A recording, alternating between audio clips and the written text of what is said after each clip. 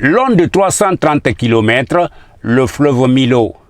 À Kankan, cet affluent du Niger est submergé par des actes de pollution en tout genre.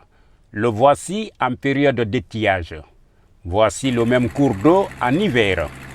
En l'espace de quelques décennies seulement, le Milo a perdu sa profondeur et ses riches ressources halieutiques d'antan, ainsi que ses parois qui continuent de s'effondrer à cause de la quasi-absence des troncs d'arbres qui retiennent les bandes de terre. Par le passé, à partir de ce quai, il suffisait de faire 3 pas de marche pour être dans l'eau. Mais aujourd'hui, il vous en faut 20 à 30 pas. Il ne s'agit pas de reboiser pour reboiser. Pour reboiser, il faut passer par les spécialistes. Mais les gens viennent clandestinement.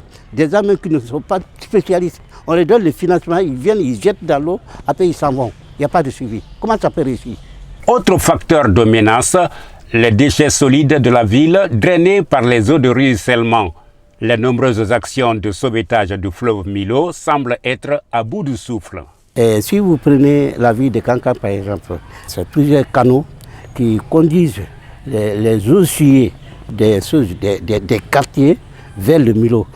Tout cela contribue à la pollution du cours d'eau.